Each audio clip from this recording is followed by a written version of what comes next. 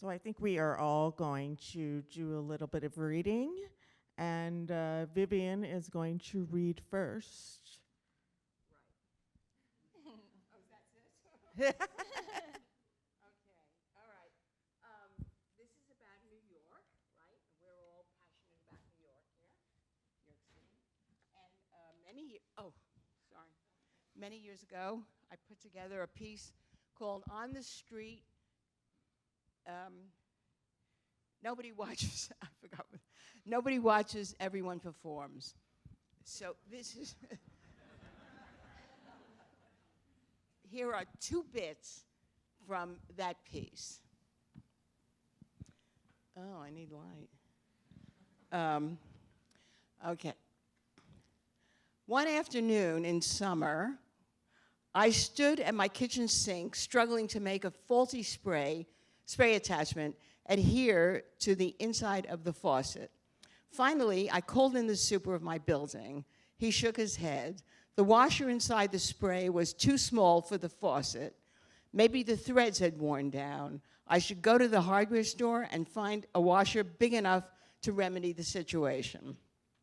I walked down Greenwich Avenue carrying the faucet and the attachment, trying hard to remember exactly what the super had told me to ask for. I didn't know the language. I didn't know whether or not I would find the words to get what I really needed. Suddenly, I felt anxious, terribly anxious. I would not, I knew, be able to get what I needed. The spray would never work again. I walked into Garber's, an old-fashioned hardware store with these tough old Jewish guys behind the counter. One of them, bald and with a cigar in his mouth, took the faucet and the spray in his hand. He looked at it. Slowly, he began to shake his head. Obviously, there was no hope. Lady, he said, it ain't the threads. It definitely ain't the threads. He continued to shake his head. He wanted there to be no hope as long as possible. And this, he said, holding the gray plastic washer in his open hand, this is a piece of crap. I stood there in patient despair. He shifted his cigar from one side of his mouth to the other, then moved away from the counter. I saw him puttering about in a drawer full of little cardboard boxes. He removed something from one of them and returned to the counter with the spray magically attached to the faucet. Okay. He detached the spray and showed me what he had done. Where there had once been gray plastic, there was now gleaming silver. He screwed the spray back on, easy as you please. Oh, I crowed, you've done it. Torn between the triumph of problem solving and the satisfaction of denial, his mouth twisted up in a grim smile. Metal, he said philosophically, tapping the perfectly fitted washer in the faucet. This, he picked up the plastic again, this is a piece of crap. I'll take $2.15 from you. I thanked him profusely, handed him his money, then clasped my hands together on the counter and said, "It is such a pleasure to have small anxieties easily corrected." He looked at me.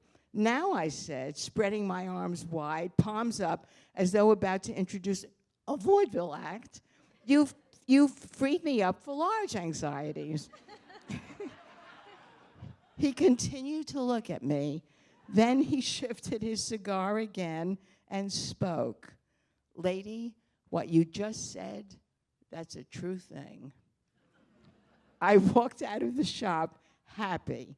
That evening, I told the story to Laura, a writer. She said, "These are your people." Later in the evening, I told it to Leonard, a New Yorker. He said, "He charged you too much." Street theater can be achieved in a store, on a bus, in your own apartment. The idiom requires enough actors, bit players, as well as principals to complete the action and the rhythm of extended exchange. The city is rich in both. In the city, things can be kept moving until they arrive at point. When they do, I come to rest. Okay, that's the first.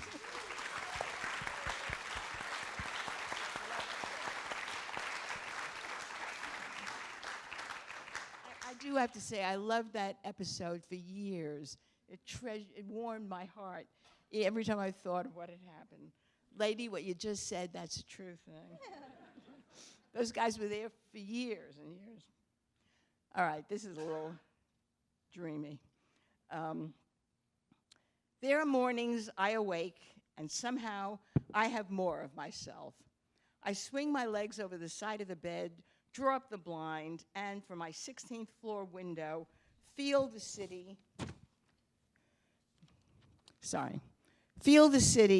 spilling itself across my eyes, crowding up into the world, filling in the landscape.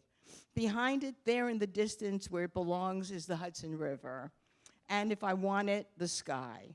But I don't want it. What I want is to take this self I now have more of down into those noisy, dirty, dangerous streets and make my way from one end of Manhattan to the other in the midst of that crowd that also may have more of itself. There is no friend, lover, or relative I want to be with as much as I want to swing through the streets, being jostled and bumped, catching the eye of the stranger, feeling the stranger's touch. In the street, I am grinning like an idiot to myself, walking fast at everyone coming my way. Children stare, men smile, women laugh right into my eyes. The tenderness I encounter in that mood, the impersonal affection of a palm laid against my arm or my back as someone murmurs, "Excuse me," and sidles skillfully past my body. It soothes beyond reasonable explanation. I feel such love then for the idea of the city as well as the reality. And everyone looks good, handsome, stylish, interesting. Life spills over without stint and without condition. I feel often that I am walking with my head tipped back, my mouth thrown open, a stream of sunlight on water pouring into my throat. When I consider the days on which I find myself looking into one gargoyle face after another, everyone in front of me, old, ugly, deformed, and diseased, I have to realize the street gives me back a primitive reflection of whatever load of hope or fear I am carrying about with me that day. Nothing heals me of a sore and angry heart like a walk through the city, the very city I often feel denying me. To see in the street the 50 different ways people struggle to remain human until the very last minute, the variety and inventiveness of survival technique is to feel the pressure relieved, the overflow draining off. I join the anxiety, I share the condition. I feel in my nerve endings the common refusal to go under. Never am I less alone than alone in the crowded street. Alone, I imagine myself. Alone, I buy time. Me and everyone I know. Me and all the New York friends. Thank you.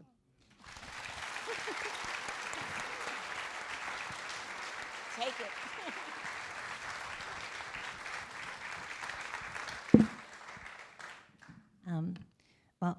This is a really good book festival, and I don't usually get nervous at book festival panels, but I also don't usually follow Vivian Gornick. So this is... So get ready for a big drop-off. Okay. So this book is called Also a Poet. It's a memoir about me and my father, who was the official biographer of Frank O'Hara. I don't know if people know yes, everybody in this crowd knows the poet Frank O'Hara. Yes, of course. Anyway, so he was writing, for those of you who don't know, in the 1950s, and my father in the 1970s was trying to do the biography, and he did not finish it. And in 2018, I found the cassette tapes that he recorded with Frank O'Hara's friends. I found them in a basement. I asked if I could do something with them. He said, get them out of my sight. He was really ashamed that he never finished it. So I started off very earnestly trying to finish the biography and using these tapes, and kind of chaos ensued. And it wound up being a lot more about me and my father, who was diagnosed with stage 4 lung cancer while I was doing the project. When people say New York is bad now, I want to ask them, compared with what? Places without a Met, or a cyclone, or Ethiopian food? No, thank you. For all the changes, if you squint in the right part of town or at the right parties, you can still see the city that Frank O'Hara saw. So one of the tapes that I found in that basement was with Barbara Guest, the great poet. And she talked about, after a party, walking down 6th Avenue. She said, in those days, it seemed to snow more. We walked home in the snow and laughed and laughed and laughed. We rolled down the street in the middle of 6th Avenue and threw snowballs at each other, absolutely treating it as if it were a country town. And furthermore, as Frank would have always pointed out, our town. You know, he always thought of New York as his town, although neither of us were New Yorkers. And who is, my father said. Well, some are, and they don't let you forget it. As I listen to their voices emerge from the cassette player, I'm reminded that I'm here because O'Hara came to New York and made it his town. And that is what led my father to make it his, and then mine, and then I made it my family's. My son Oliver rides the subway alone to and from his Times Square public school reading history books. He's been playing dress-up since infancy. We say his memoir would be titled, Where's My Helmet? The night after I listened to the Barbara Guest tape, my friend Jim took me to a concert at the Yotel. As I walked from the 8th Avenue subway station, huge globs of wet snow snuck in around my flimsy umbrella and hit me in the face. And I thought of the Frank O'Hara line in his funniest poem, Lana Turner Has Collapsed, in which it snows and rains in New York but not in Hollywood. I reminded myself this was not hail, because as he says in that poem, hail is violent. This was just snow, wet, sneaky, aggressive snow falling in soggy chunks on me and everyone else in Times Square. On stage, Jim's friend, the Broadway star Tanya Pinkins, sang show tunes and gave a PowerPoint presentation on ancestry and the state of politics. It took Jim and me half an hour to get our first drinks, but we caught up, and I had 3 glasses of wine. When we left the building after congratulating Tanya, Jim and I saw that the snow had stopped. There is nothing quite like walking around New York City 3 drinks drunk after a heavy snowfall. It feels like waking up, finally, to find that you're in the center of the universe. That is the feeling characters always have in Dawn Powell novels and in replacement songs. You're alive, you're dead, you're both at once.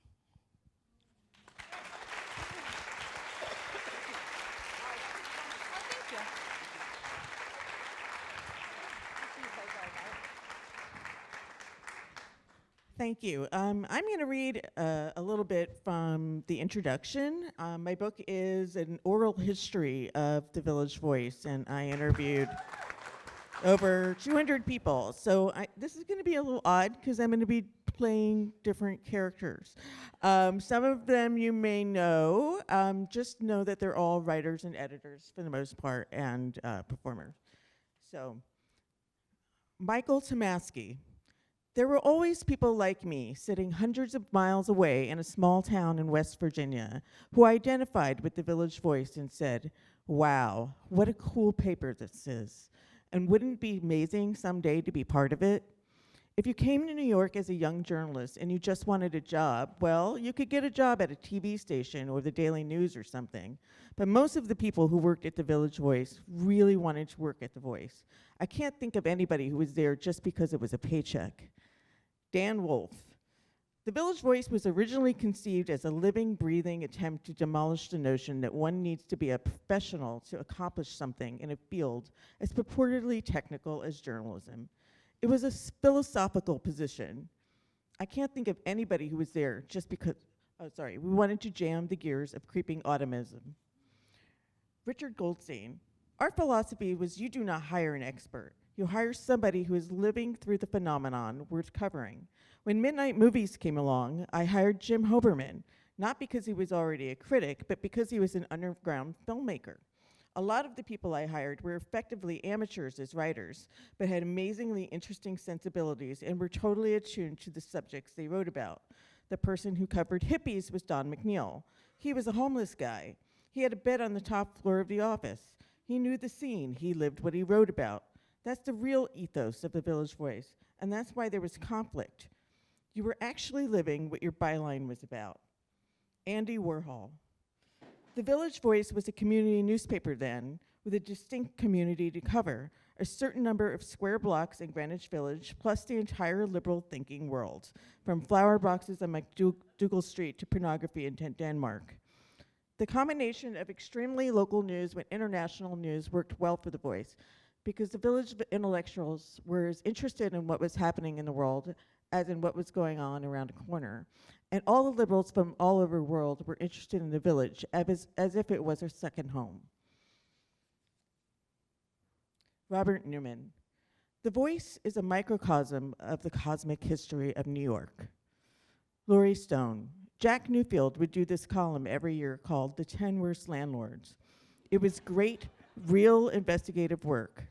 The other front of the book, investigative reporters did important investigative journalism about political corruption, not celebrating commerce and corporate gentrification, but the opposite. R.C. Baker. It is unique. Utterly unique. We'd have a great article about what a deadbeat criminal Roy Cohn is in like 1976. This is before he even knows Trump. And it turns out now we're living in Roy Cohn's world because Trump basically took his playbook and ran with it. The Voice was reporting about it because The Voice knows where all the New York bodies are buried. Jim Forrett. The Voice always wanted to be on the front line of culture. Who are the innovators? Who are the creative people? Joy Press. When I was a club kid, but gradually I would be reading these theater pieces and these music pieces, and it opened up whole worlds. The Voice just became the ultimate in my mind. It was this combination of amazing writing and intellect. It was a place where it felt like these people knew the things that you needed to know to get into the corners and the crevices of New York. Colson Whitehead. The New York Times was so stuffy. I was like, that's a man. I want to work for The Voice. It's swaggy, it's cool. I'm so into pop culture. You had these really educated people who would write about film one week and then music the next, and Basquiat and comic books and TV. No one else took hip hop as seriously as The Voice, whether it was Run DMC or De La Soul or Public Enemy. Laurie Stone. The whole idea of countercultural journalism was invented by The Voice, really. Then it spawned a whole industry of countercultural type periodicals. It was the anti-Times. It was the investigation of everything that you wouldn't find on the regular grid, and it would clue you to where the culture was going if it were not corporately produced and directed. Lenny Kaye. When I was maybe 14, I had that moment where, you read On the Road and you read Allen Ginsberg, and I was that kind of out-of-place animal in New Jersey. I always was attracted to that bohemian life, and the Village Voice was my window into it.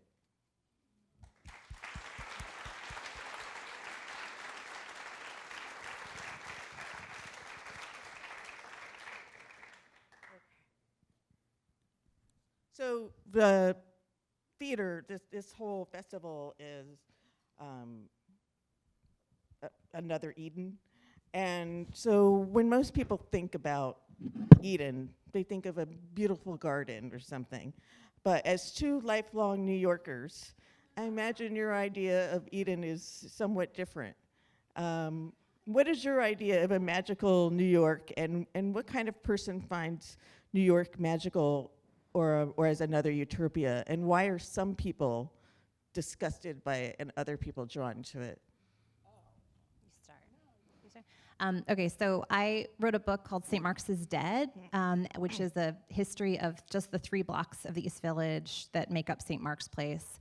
I grew up right in the middle of it, and I'm actually back living there now, which is not weird at all. So when I was doing the book, I interviewed like 200 people, and everybody who I talked to, I said, what do you think of the street now? And they're like, oh, it's so bad now. It's terrible. It's really dead. It used to be great. And I'd say, when was it great? And they would say, the Eden moment was, and then they would say some year, and their eyes would get misty. They would say 1966 or 74 or 2012. So I had a spreadsheet where I looked at how old they were when it was the best time in the history of New York City. It was always when they were 19 years old. So my theory became, and that's what I sort of shaped the book around, the city doesn't abandon you. The city doesn't get bad suddenly. You change, and when you change, the city seems to morph into something horrible as opposed to Edenic. What's that, Vivian? Oh, so Vivian just asked me, is the Sorry, city Eden the for city me? Eden for you, as Tricia asked? So once I started seeing that, I started to think, okay, every time I have this moment of like, oh man, like this store closed or this restaurant closed, it's all over, right? It's all downhill. I started to look at it in a more historical context and think, oh, these people were wrong. Maybe I am wrong too. And so I got some humility, and I started to look really hard for the things that are still there that I've always loved, and to see new things. And also the young people who are there are pretty fantastic, a lot of them, right? So, and my son and my stepson have really made the city theirs. And just seeing like them and their friends, like they're great, and they're having a wonderful time. So the city can't be so bad. There you go. I am the quintessential urbanite, I guess. I was born urban. I'll die urban. I'm an old woman, and I've lived through 3 times as much as the women on either side of me. And I don't ever think of New York as changing. For me, it's the same, no matter what.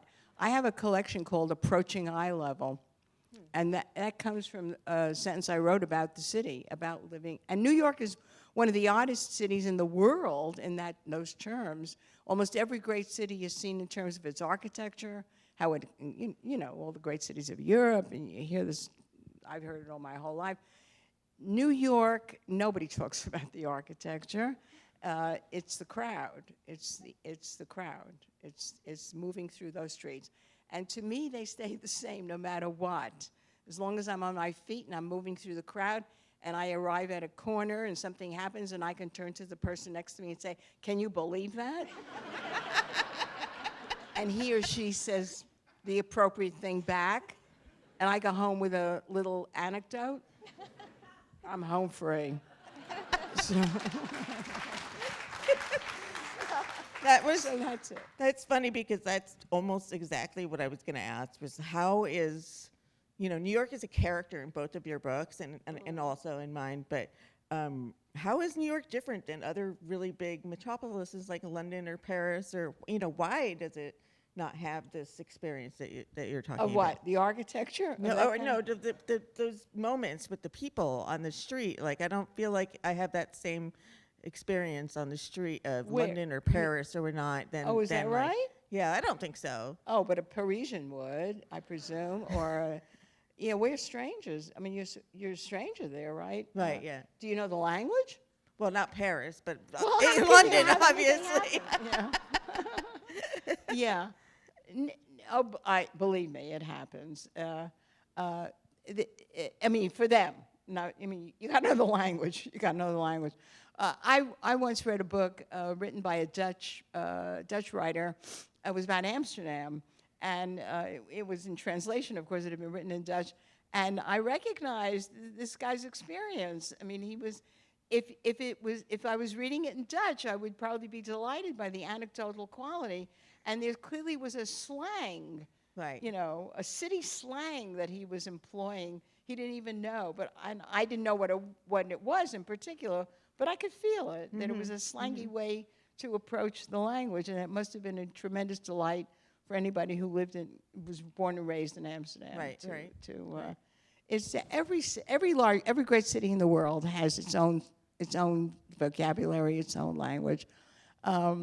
And I don't know. I'd like to see the book written that details New York's, because certainly, it's that sound, that working class boroughs sound, right? Like me saying, "Can you believe this?"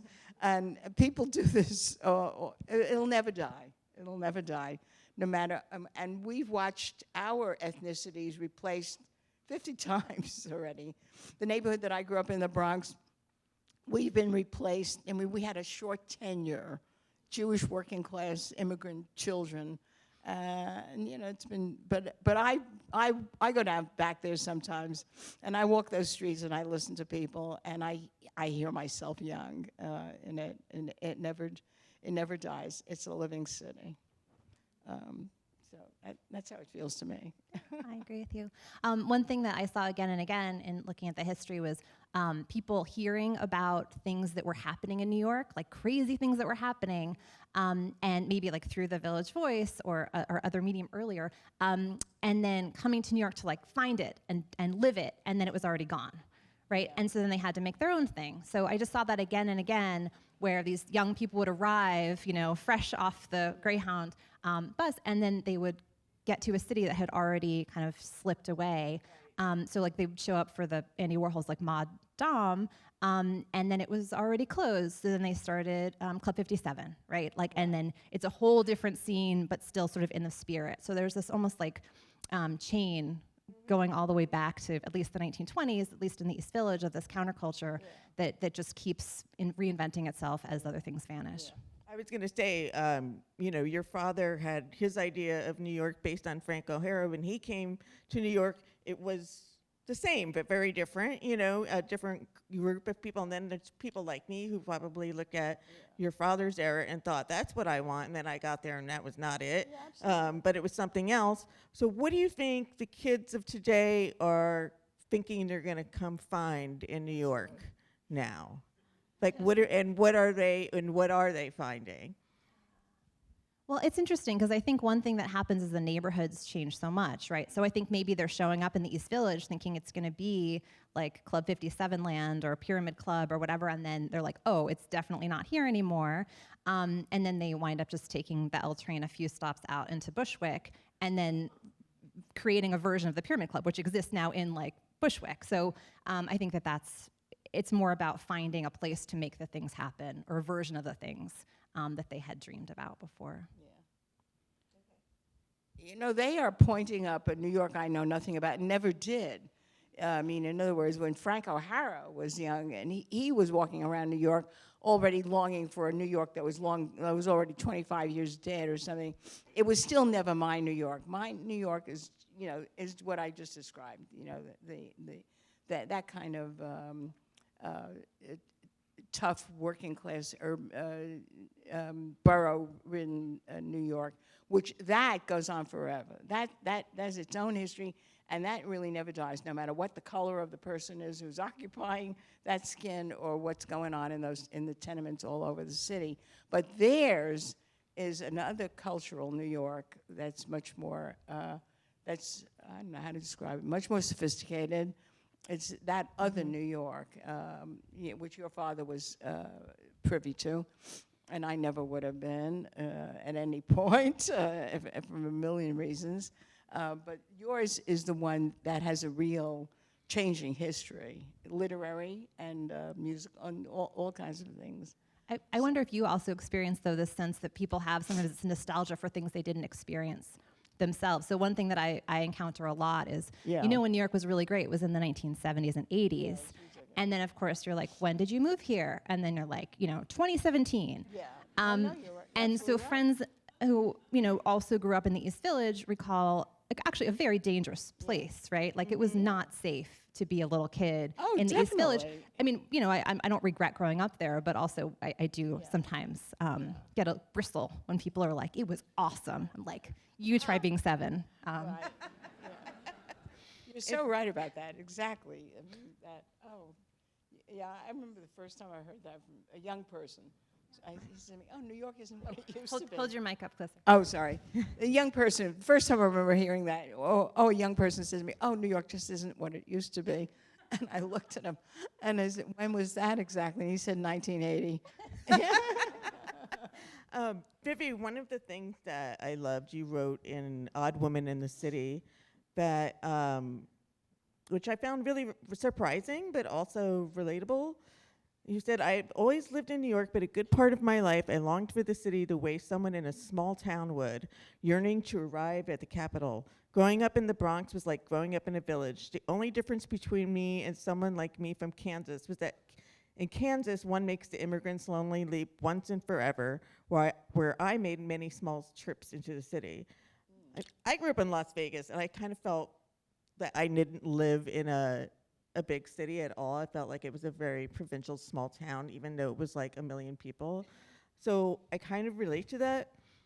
But You mean the How did difference- how did crossing that bridge permanently change your life, your writing, and how you saw the world? Oh, many people like me have written exactly that experience. I think Norman Podhoretz, who was editor of the commentary and a famous New York intellectual for many years, he said that trip from Brooklyn or the Bronx to Manhattan was the longest trip in the world that anyone ever took. That was just us growing up, you know, as we've said. I mean, to grow up working class immigrant kid in the Bronx or Brooklyn, you might as well have been growing up in Kansas. I hope nobody here is insulted if I say Kansas. I mean, yeah, exactly what I said. So it was a psychological trip. It was, you know, our parents never wanted us to leave. They wanted us to replicate their lives. My mother, the first time I said, I'm going to get an apartment of my own, when I was 21, she said, "What do you need that for?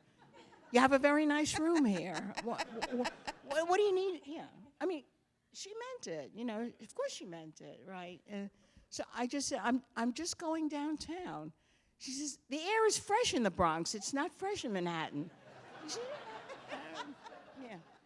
In other words, they thought what every parent thinks. You leave the house in the Bronx or Brooklyn where everything was safe because everything was knowable. It wasn't safe, as Ada is pointing out. It was not safe. There was a lot of everything that was awful. The crime that was going on in the Bronx wasn't just in the streets, it was in our houses. it was in family life. But that was it. It was our plunge into the world. You know, to move to Manhattan was to lay your stake to determine, I'm not going to live my parents' lives. Right. Life. I'm going to live my own, whatever it comes to. Right. But it's funny, in some families I know there was like this real fight to escape from like the tenements of the Lower East Side and move to the Bronx and have these beautiful, you know, places around the Grand Concourse. And then the children are like, "I'm moving down to Ludlow Street," and the parents were completely baffled and horrified. We fought so hard to get out of there. Yeah. My mother said she would never set foot in my first apartment if it was a cold water flat, which they still were. Yes, they were horrified. They were horrified by what we did. Do you consider yourself as somebody who grew up in New York? Me? Oh, Yes. of course. Yes. Even though you were even though you think you compared going from the Bronx to Oh, but city that like was New York. Yeah. I mean, yeah. Whatever I say, that was New York. I mean, a kid growing up in the Bronx or Brooklyn is New York. Yeah. I know some people who grew up in Queens are like just on the verge of Long Island. They don't consider themselves a Oh, is that right? lifelong New York. You know, like my friend's boyfriend was saying the other day that he barely ever came into Manhattan, like growing up, and I thought that was really interesting and sort of surprising. There were those people too. Yeah. I should have been in Kansas, right? Yeah, but that was not the general experience. My son's about to go to college in the fall, and so I've prepared for the experience I had often, like in my early 20s, which was like being in a different place and then meeting somebody who's like, and you're like, "Where are you from?" And they're like, "New York." And I'm like, "Oh, great, where'd you go to high school?" And they're like, "Westchester." There's always that moment of like, you know, claiming ownership of the city, and you're like, it keeps getting further and further out. What do you think growing up in the city, when you meet people who did not grow up in a city, like, and they come to New York, what are the misconceptions that they have about what it's like to grow up in the East Village? Well, I mean, I'm not proprietary about the city. I feel like as soon as you get there, you're like, it's, you know, like citizenship, like you're a New Yorker. So there's all these different rules people have, like, oh, you have to live here for 10 years, or you have to get mugged, or whatever. And I don't think that there are any, you know, rules. I think you're automatically just as much a New Yorker as I am. But I just think people think it was like, I don't know, it's like, you know, in past life regression, like everybody was Cleopatra. Like I feel like everybody thinks like if they were living in the 70s, they would have been like Patti Smith's best friend, and it would have been really fun. But you know, a lot of people had very hard lives in New York City in the 70s for a lot of different reasons, and there was so much violence, and so I just think people think like it would have been fantastic for them, and maybe it would have. but I just think it's always good and always bad, right? It was always good and always and bad then, and it's good and bad now. Right. Yeah. I find with all the people I've known over the years who grew up elsewhere and come to New York, that in one sense, what Ada says is absolutely true. And in another sense, they invariably separate themselves from me in terms of temperament, right? In that many people live in New York for a year, and they're fighting with themselves about whether or not to stay, because they, in fact, are not enjoying being in the city, or the other way around. They find they hit the street and they're just naturals. They're there for life. I mean, there was a Southern writer named Willie Morris. I think Willie was in the 1980s, big in the 80s. He came to New York from Mississippi, and he wrote a memoir called North Towards Home, in which he wrote about having grown up in Mississippi and then made his way slowly through the Texas Observer and places all along the way till finally he came to what he declared was his natural home, the New York literary life. But in fact, he ended up back in Mississippi. Yeah, he described walking along the street in the city and passing a subway grating, and he says the steam comes up, and you're walking over hell, it's you're walking, and people are riding in hell, and that was how he really felt. And he fought that for a number of years. And finally went back to Mississippi. He's like, I'm not made for this place. No, he wasn't made for this. And I've known lots and lots of people like that. They struggle because a part of them wants all the things that the city represents and embodies. But the largest part of them is just gagging on it. Right. And then it's the other way around, they're just, as I've said, yeah.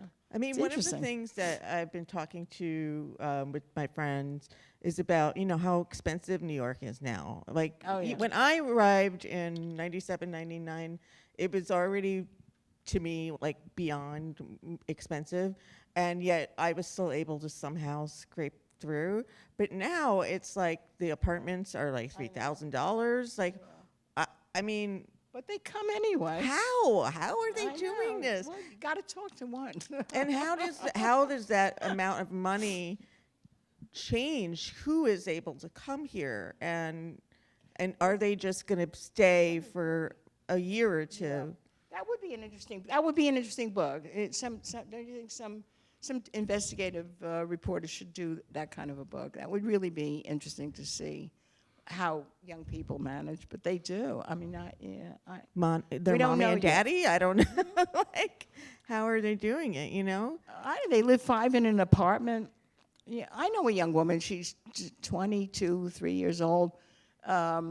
She lives in Brooklyn, and she's, I think, one of 5 young women sharing a large apartment, but she pays just a few, because of this, she pays just a few, maybe close to $1,000, $800 a month, something like that. And she manages. Yeah, roommates and a lot of hustling, a lot of jobs. Like, I think that was one thing about, in the 70s, people would tell me, who I interviewed for my book, like, you could have an apartment, like huge apartment with a fireplace for $200 a month, and you could work 5 hours a week at a bookstore, and then you could make that money. Patti Smith. Like Just Kids, Patti Smith.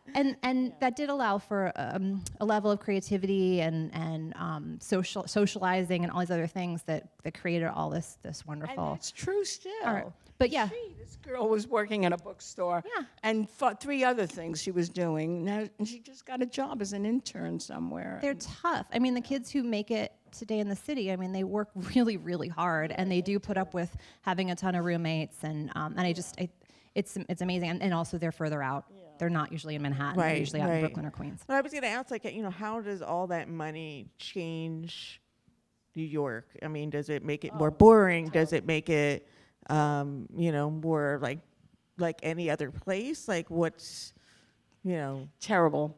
It is the quintessence of the money society, for me, in every terrible way. The prices are obscene everywhere, and they speak to the fact that there are thousands and thousands of people in our society who make billions of dollars, and it's a money society now, not a production society. All of those things are terrible to me, and I see it reflected in the city all the time, and it breaks my heart. I really feel brokenhearted a great deal of the time, walking up this street and that street where the stores are all closed and they're still not open, and maybe they'll never open again. It's very painful. And yet the city doesn't die. I mean, after the pandemic, during the pandemic and after the pandemic, I thought this city will never recover. It always felt half dead. And then I forget about it, and I'm out in the street, and there's enough people out. You can't keep New Yorkers down. There's still millions of people walking the streets, and all these things are still happening anyway. I mean, all my little anecdotal adventures are still there. So it's not. You said, he said, well, it's not dead. It's not. It's not. And it's not the money dying. hasn't killed it completely. No, it hasn't killed it, but it is terrible. It is painful to see what money has done to the city. To me, it's very painful. Well, I think there's a parallel story too, right? Like that's all real, and then also it's like the city's more diverse than it's ever been. Right. At the same time, and like in the East Village, like you go into Tompkins Square Park, and there are people like right now. This is usually when I would like go be visiting the gardeners who like it's local people volunteering to like pick up syringes and plant plants in the park, and it's young people, right? It's like 20-somethings working alongside people in their 70s to make the neighborhood better. It's just very heartwarming, and that exists at the same time as all this other stuff. I think we might want to. Do you want to take audience questions, Erin? So. So start thinking of your questions. Start taking audience questions. He said, do one more for you, and then one more. You're bearing the brunt of this. You might have just stumped me. Should we? No. Why don't we ask you a question? So everybody, this book is like has more gossip per page than like any book published in recent memory. I feel like it's just like the talk of the town. Everybody is like, oh my God, did you see what so and so said? Yeah, people. Yeah, there's a lot. It's juicy. So what's been the reaction since you published it? Have fights broken out? Tell us. Fights have broken out. It's kind of unbelievable. I was really stealing myself for the litany of, you didn't include XYZ and this, that, and the other, and this person, and I didn't really get that much of that. And because you did an amazing job, and it's like, we covered everything. Thank you. Big. I mean, there's definitely some people that I wish I could have had more of. Karen Durbin she's still around, but she is not well, and so she couldn't speak and be interviewed, and she was a longtime figure and feminist writer at The Voice, and so I tried very hard to make her a character. Another person that is not with us is Jill Johnston, who is this amazing lesbian feminist writer from the 60s and 70s, who started off as a dance critic and then like morphed into just like writing her own column, and just amazing. And she's, she was kind of like an it girl around town for a while in New York. She was in Town Bloody Hall. It was a struggle to try and include everything that I knew.